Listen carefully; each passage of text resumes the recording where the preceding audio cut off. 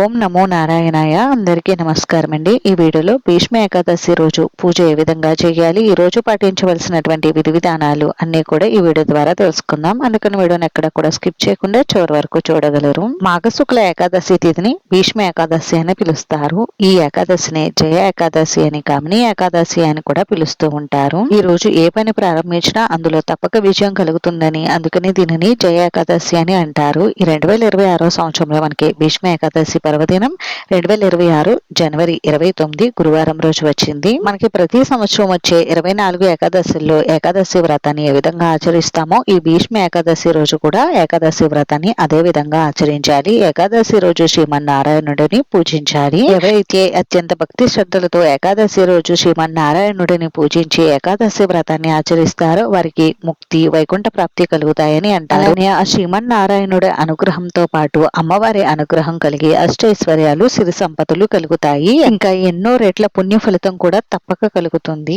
ఈ ఏకాదశికి భీష్మ ఏకాదశి అనే పేరు ఎలా వచ్చింది అని అంటే, భీష్మ పితామహుడు లేనిదే మహాభారతం లేదు. మహాభారతం చదివినటువంటి ప్రతి ఒక్కరికి భీష్మ పితామహుడు గురించి తప్పక తెలుస్తుంది. అష్టవసువులలో ఒకరైనటువంటి భీష్మ పితామహుడు మాఘశుక్ల అష్టమి తిథి రోజు అంటే భీష్మ అష్టమి రోజు ఆ శ్రీకృష్ణ పరమాత్మలో ఐక్యమైపోతారు. అసలు భీష్ముడు ఎవరండి అని అంటే, భీష్మ పితామహుడు గురువృత్తుడు, అత్యంత తెలివి పరాక్రమాలు కలిగిన మహాయోధుడు. ధర్మంలోనూ ధైర్య సాహసాల్లోనూ ఇచ్చిన మాట మీద నిలబడడంలో ఇలా అన్ని రకాలుగా భీష్ముడు అంతటి వాడు మహాభారతం అంతా వెతికినా కూడా కనిపించడు. తండ్రి సుఖ సంతోషాల కోసం సింహాసనాన్ని వదులుకుని ఆజన్మాంతం బ్రహ్మచారిగా ఉంటానని భీష్మ ప్రతిజ్ఞ చేశాడు. కురుక్షేత్ర యుద్ధంలో కౌరవుల పక్షాన నిలబడతాను అనే మాట కోసం కౌరవుల వైపు నిలబడిన మహాయోధుడు ఈ భీష్మాచార్యులు. ఇలా ఒకటని ఏమీ లేదు. ఈయన గురించి చెప్పాలంటే చాలా విశేషాలు ఉన్నాయి. అష్టవసువులలో ఒకరైనటువంటి భీష్మ పితామహుడు 11 రోజుల పాటు నిర్విరామంగా జరిగినటువంటి యుద్ధంలో ఎంతో గాయపడిన భీష్ముడు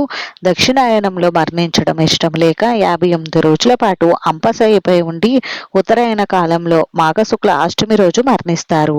ఈ రోజునే భీష్మాష్టమి అని పిలుస్తాము. ఈ విధంగా తన మరణాన్ని తానే నిర్ణయించుకున్న మహాపురుషుడు ఈ భీష్ముడు. మరణ సమయంలో తన దగ్గర ఉన్న శ్రీకృష్ణ పరమాత్మను చూసి భీష్ముడు పలికినటువంటి మాటలే విష్ణు సహస్రనామం అయ్యింది. అంతటి మహానుభావుడు మరణించినటువంటి 2 రోజుల తర్వాత వచ్చే ఏకాదశి తిథిని భీష్మ ఏకాదశి అని పిలవాలని సాక్షాత్తు శ్రీకృష్ణ పరమాత్మ చెప్పినట్టుగా పురాణాలు చెప్తున్నాయి.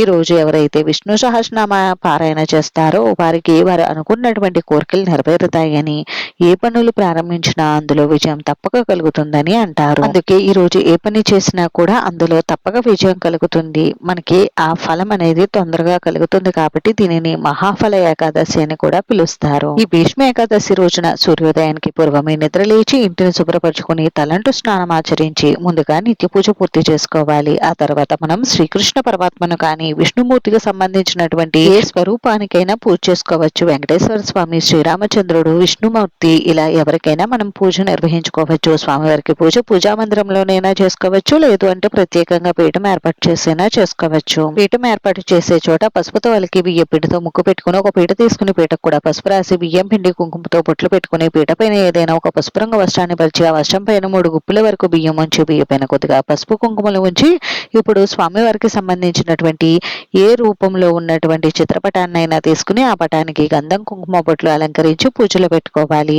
నేనైతే ఇక్కడ కలియుగ ప్రత్యక్ష దైవమైనటువంటి శ్రీ వెంకటేశ్వర స్వామి వారిని పెట్టుకుంటున్నాను. మీరు విష్ణుమూర్తి, శ్రీరామచంద్రుడు, శ్రీకృష్ణ పరమాత్మ ఇలా ఏ స్వామివారి ఫోటోనైనా పూజలో పెట్టుకోవచ్చు. స్వామివారిని ఈ రోజు పసుపు రంగు పుష్పాలతో పూజిస్తే చాలా మంచిది. అందుకని స్వామివారి ఫోటోని మీ దగ్గర ఉన్నటువంటి పసుపు రంగు పుష్పాలతో అందంగా అలంకరించుకోండి. అలాగే స్వామివారికి తులసి దళాలు అంటే చాలా ప్రీతి. అందుకని ఈ రోజు తప్పకుండా స్వామివారికి తులసి మాలను సమర్పించండి. లేదు అంటే పూజలో తులసి దళాలతోనైనా స్వామివారిని పూజించుకోవచ్చు. స్వామివారి ఫోటోతో పాటుగా మీ దగ్గర స్వామి, అమ్మవార్ల విగ్రహాలు ఉంటే పూజలో తప్పనిసరిగా పెట్టుకోండి. స్వామివారితో పాటుగా అమ్మవారికి కూడా పూజ చేసుకుంటే చాలా మంచిదండి. అందుకని ఇద్దరికీ కూడా పూజ చేసుకునే విధంగా ఏర్పాటు చేసుకోండి. స్వామి, అమ్మవార్లను పుష్పాలతో అందంగా అలంకరించుకుని అమ్మవారి దగ్గర ఇలా నిండుగా పసుపు కుంకుమలు కూడా పెట్టుకోండి. మనం ఏ పూజ చేసినా ప్రథమ పూజ గణపతికి చేస్తాం కాబట్టి పూజలో తప్పనిసరిగా గణపతిని కూడా ఏర్పాటు చేసుకోండి. స్వామివారి పూజ అంటే పిండి దీపారాధన తప్పనిసరిగా చెయ్యాలి. 7 పిండి దీపాలు కానీ 2, 3, 5 ఇలా ఈ సంఖ్యలో ఎన్ని దీపాలైనా పెట్టుకోవచ్చు. ఈ రోజు దీపారాధన కోసం ఆవు నెయ్యిని ఉపయోగించండి. ఆవు నెయ్యి లభించకపోతే అప్పుడు నువ్వుల నూనెతో దీపారాధన చేయండి. 7 పిండి దీపాల్లో దీపారాధన చేయలేని వారు కనీసం ఒక పిండి దీపంలోనైనా దీపారాధన చేయండి. దీపారాధన కోసం పసుపు రంగు ఒత్తులను ఉపయోగిస్తే చాలా మంచిది. ఈ రోజు మనం స్వామివారికి మనం ఏమి సమర్పిస్తున్నా అవి పసుపు రంగులో ఉండేలా చూసుకోండి. పసుపు రంగులో ఉండేటటువంటి నైవేద్యాలు, పుష్పాలు అన్ని కూడా పసుపు రంగులో ఉండేలా చూసుకోండి. స్వామివారి పూజ అంటే తప్పనిసరిగా పూజ పీట పైన శంకు చక్రనామాలు వేసుకోవాలి. ఇలా పూజ కోసం అన్ని కూడా సిద్ధం చేసుకోండి. స్వామివారు అలంకార ప్రియుడు కాబట్టి మీకు వచ్చినంతలో స్వామివారిని అందంగా అలంకరించుకోండి. అలాగే పూజా పీట పైన అక్కడక్కడ కొద్దిగా జవ్వాది పౌడరు, పచ్చకర్పూరం కూడా మెదుపుకుని వేసుకోండి. ఇప్పుడు ముందుగా దీపారాధన చేసి దీపానికి గంధం కుంకుమ బొట్లు పెట్టి దీపం దగ్గర 2 అక్షంతలు ఒక పుష్పాన్ని ఉంచి దీపలక్ష్మికి నమస్కారం చేసుకోవాలి. ఆ తర్వాత ఆచమనం చేసుకుని సంకల్పం చెప్పుకోవాలి. తర్వాత ముందుగా గణపతికి పూజ నిర్వహించుకోవాలి. గణపతిని షోడశోపచారాలతో కానీ పంచోపచారాలతో కానీ పూజించి స్వామివారికి ధూపం దీపం నైవేద్యం సమర్పించాలి. నైవేద్యంగా వీటినైనా నివేదించవచ్చు. తర్వాత స్వామివారికి కర్పూర నీరాజనం సమర్పించి 2 అక్షంతల పుష్పాలు స్వామివారి పాదాల దగ్గర ఉంచి స్వామివారికి శిరస్సు వంచి నమస్కారం చేసుకోండి. ఆ తర్వాత స్వామివారిని 3 సార్లు కదిలించి యథాస్థానంలో పెడుతున్నానని నమస్కారం చేసుకోండి. ఈ విధంగా చేసుకుంటే గణపతి పూజ పూర్తవుతుంది. ఇప్పుడు పూజలో పెట్టుకున్నటువంటి పిండి దీపాలను ఏకహారతితో కానీ అగరబత్తులతో కానీ వెలిగించి ఈ దీపాలకు కూడా పసుపు, కుంకుమ, గంధం, అక్షంతలు, పూలు సమర్పించి దీపాలకు నమస్కారం చేసుకోండి.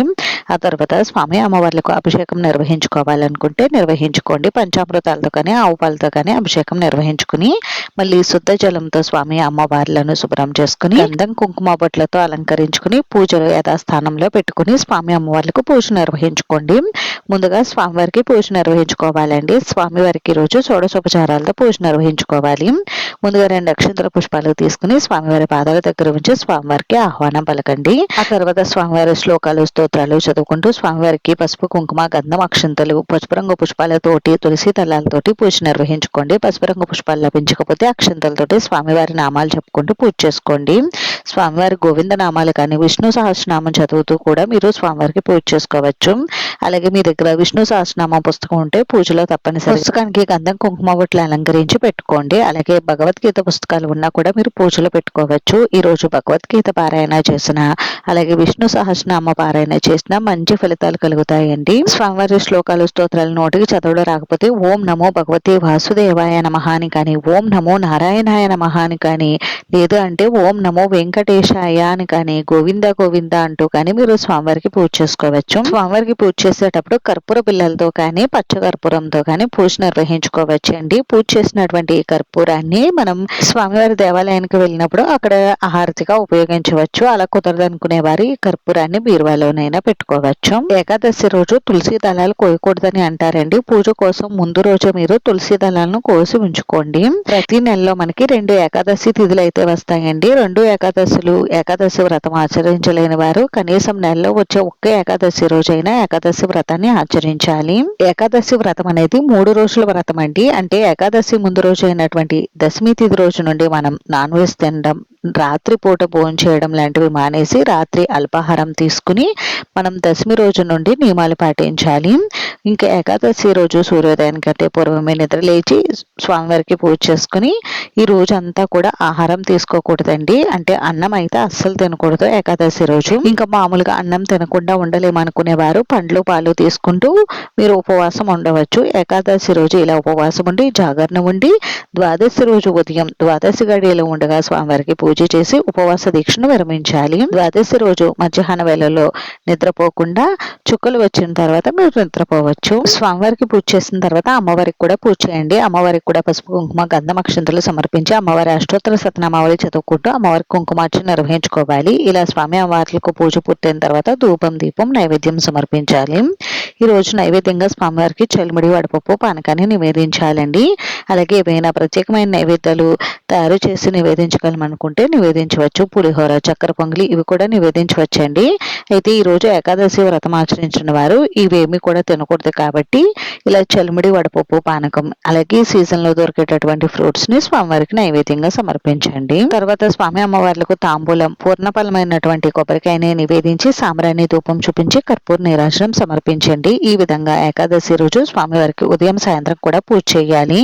ఈ రోజు ఏకాదశి తిథి మనకి మధ్యాహ్నం 12:13 వరకు ఉంటుంది కాబట్టి ఈ లోపే మీరు స్వామివారికి ఉదయం వేళలో పూజ నిర్వహించుకోండి. ఉదయం తెల్లవారుజామున బ్రహ్మముహూర్తంలో పూజ నిర్వహించుకుంటే చాలా మంచిదండి. అలా కుదరలేకపోతే ఉదయం 11 గంటల లోపు మీరు స్వామివారికి పూజ నిర్వహించుకోండి. మరుసటి రోజు ఉదయం మనకి ద్వాదశి గడియలు ఉదయం 9:56 వరకు ఉంటుందండి. ఈ సమయం లోపే మీరు స్వామివారికి పూజ చేసి ఉపవాస దీక్షను విరమించాలి. ద్వాదశి గడియలు ఉండగానే ఉపవాస దీక్షను విరమించాలండి. అప్పుడే మనం ఏకాదశి వ్రతాన్ని ఆచరించిన ఫలితం దక్కుతుంది. ద్వాదశి రోజు కూడా మనం నాన్ వెజ్ లాంటివి, ఉల్లి వెల్లుల్లి లాంటివి తీసుకోకూడదండి. మధ్యాహ్నం భోంచేసి సాయంత్రం అల్పాహారం తీసుకోవాలి. ఈ ఏకాదశిని మనం భీష్మ ఏకాదశి అని పిలుస్తాం కాబట్టి ఈ రోజు తప్పనిసరిగా భీష్మాచార్యుడిని తలుచుకోవాలి. భీష్మాచార్యుడికి తర్పణాలు వదలాలనుకుంటే వదలవచ్చండి. భీష్మాచార్యుడికి తర్పణం వదలడం వలన మంచి ఫలితాలు కలుగుతాయి. పిల్లలు లేని వారు భీష్మాచార్యులకి తర్పణం వదలడం వలన వారికి తొందరగా సంతాన ప్రాప్తి కలుగుతుంది. అంటే భీష్మాష్టమి రోజు భీష్ముడికి తర్పణాలు వదులుతారు. ఆ రోజు కుదరకపోతే ఈ రోజైనా వదలవచ్చు. అలానే ఈ భీష్మ ఏకాదశి రోజున తప్పనిసరిగా విష్ణు సహస్రనామ పారాయణ చేయాలండి. ప్రతి ఒక్కరు కూడా విష్ణు సహస్రనామ పారాయణ చేయడం వలన మీరు అనుకున్నటువంటి పనులన్నీ కూడా దిగ్విజయంగా పూర్తవుతాయి. అన్ని పనుల్లో సకల శుభాలు కలుగుతాయి. విష్ణు సహస్రనామ పారాయణ చేయలేని వారు శ్రీరామ తారక మంత్రాన్ని 3 సార్లు పఠించడం వలన కూడా విష్ణు సహస్రనామ పారాయణ చేసిన ఫలితం దక్కుతుంది. శ్రీరామ తారక మంత్రం నేను డిస్ప్లే పైన అయితే ఇస్తున్నాను. ఈ మంత్రాన్ని 3 సార్లు పఠించండి, చాలా మంచిది. కుదిరితే విష్ణు సహస్రనామం పూర్తిగా పఠించండి, కుదరలేని వారు ఈ మంత్రాన్ని పఠించండి. ఏకాదశి రోజు బియ్యం పప్పులతో చేసినటువంటి ఆహార పదార్థాలు తినకూడదండి. పండ్లు పాలు తీసుకుంటూ గోధుమ రవ్వతో చేసినటువంటి ఏవైనా ఆహార పదార్థాలు స్వీకరించవచ్చు. ఇంకా ఈ రోజు ఏకాదశి వ్రతాన్ని పీఠం ఏర్పాటు చేసుకున్న వారు ఈ రోజు ఉదయం సాయంత్రం కూడా పూజ చేసుకోవాలండి. మరుసటి రోజు ఉదయం మనకి శుక్రవారం వచ్చింది కాబట్టి ఎట్టి పరిస్థితుల్లో పూజాపీఠాన్ని కదిలించకూడదు. శనివారం రోజు ఉదయం స్వామివారికి పూజ చేసుకుని అప్పుడే మీరు స్వామివారి పూజాపీఠాన్ని కదిలించాల్సి ఉంటుంది. ఏకాదశి రోజు పూజ పూర్తయిన తర్వాత పిండి ప్రమిదలు కొండెక్కిన తర్వాత సాయంత్రం ఆ పిండి ప్రమిదలు తీసేసి ఆవుకు తినిపించవచ్చండి. లేదంటే ఎవరు తొక్కని చోట చెట్టు మొదట్లో వేసేయవచ్చు. ద్వాదశి రోజు ఉదయాన్నే స్వామివారికి పూజ చేసుకుని గుడికి వెళ్లి అక్కడ బ్రాహ్మణులకు స్వయంపాక దానం ఇచ్చి ఏకాదశి వ్రతాన్ని విరమించుకోవాలి. ఈ విధంగా ఏకాదశి వ్రతాన్ని అయితే ఆచరించాలండి. వ్రతంలా చేయలేమో అనుకునేవారు ఈ రోజు మీరు స్వామివారికి పూజను మామూలుగా అయినా చేసుకోవచ్చు. పూజ చేసుకున్న వారు ఈ రోజు నాన్ వెజ్, ఉల్లి వెల్లుల్లి లాంటివి తీసుకోకుండా ఉండండి. చూసారు కదా, ఈ వీడియోలో మీకు ఇంకా ఎక్కడైనా డౌట్స్ ఉంటే నాకు కామెంట్ చేయండి, రిప్లై అయితే తప్పకుండా ఇస్తాను. వీడియో నచ్చితే లైక్ చేసి, షేర్ చేసి, సబ్స్క్రైబ్ చేసుకోండి.